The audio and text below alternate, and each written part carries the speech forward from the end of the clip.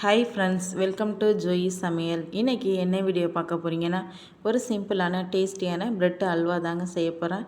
வாங்க இதை எப்படி செய்கிறேன்னு பார்க்கலாம். இதுக்கு தேவையான பொருட்கள் பிரெட்டு, நெய், அரை கப்பு சர்க்கரை, ஏலக்காய் பொடி, முந்திரி, பாதாம், பால் அரை கிளாஸ் எடுத்து வச்சுருக்குறேங்க.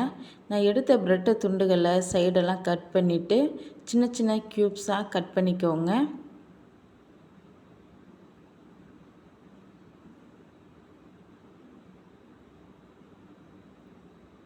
இப்போ இதே மாதிரி எல்லா பிரெட்டு துண்டுகளையும் கட் பண்ணி வச்சுக்கோங்க.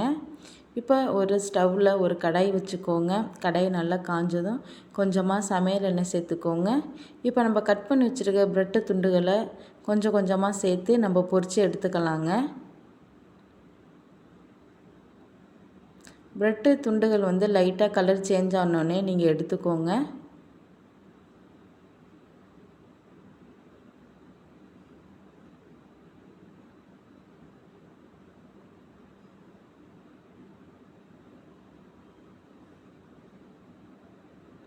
இதே மாதிரி எல்லா பிரெட்டு துண்டுகளையும் பொரித்து எடுத்துக்கோங்க.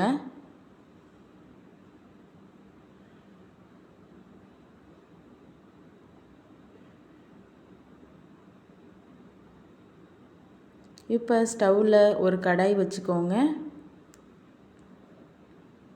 இதில் நான் ஒரு அரை கப் அளவுக்கு சுகர் சேர்த்துக்கிறேங்க. இதுக்கு 1.5 கிளாஸ் அளவுக்கு தண்ணி சேர்த்துக்கோங்க.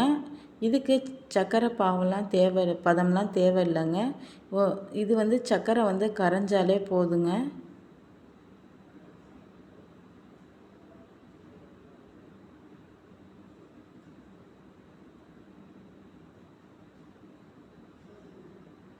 இப்போ நம்ம போட்டிருக்க சர்க்கரையெல்லாம் கரைஞ்சி தண்ணி நல்லா கொதிக்கணுங்க. தண்ணி நல்லா கொதிச்சிருச்சுங்க. இப்போ நம்ம பொரிச்சு வச்சுருக்கிற பிரெட்டு துண்டுகளை சேர்த்துக்கலாங்க.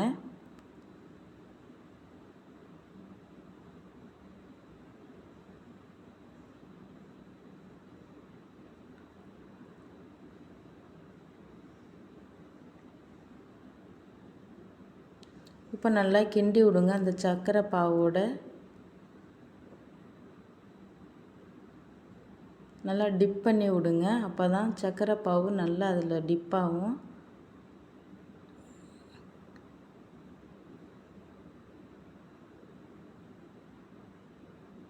பாருங்கள், சர்க்கரை தண்ணியெல்லாம் நல்லா வத்திருச்சுங்க. நல்லா கரண்டியாலே நல்லா மசிச்சு விடுங்க. இந்த ஸ்டேஜில் ஒரு அரை ஸ்பூன் அளவுக்கு ஏலக்காய் பொடி சேர்த்துக்கோங்க.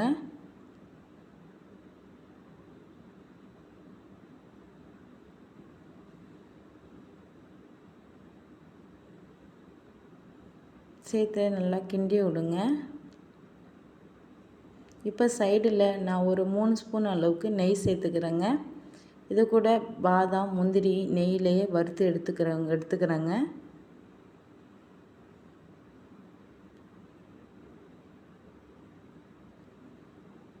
இந்த ஸ்டேஜில் ஒரு அரை கிளாஸ் பால் சேர்த்து நல்லா கிண்டி விடுங்க அல்வாவை.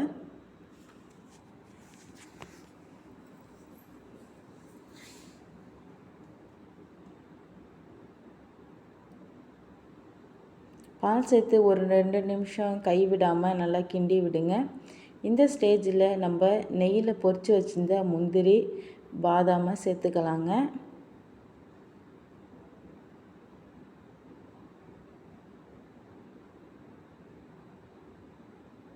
பாதாம் முந்திரி சேர்த்து நல்லா கிண்டி விடுங்க. இப்போ நம்ம டேஸ்டான பிரெட் ஹல்வா ரெடி ஆகிடுச்சிங்க. இந்த வீடியோ உங்களுக்கு பிடிச்சிருந்துச்சுன்னா லைக் பண்ணுங்கள், ஷேர் பண்ணுங்கள், சப்ஸ்கிரைப் பண்ணுங்கள், பெல் ஐக்கானை கிளிக் பண்ணுங்கள். அப்போ தான் நான் போடுற வீடியோ உங்களுக்கு நோட்டிஃபிகேஷனாக வரும்.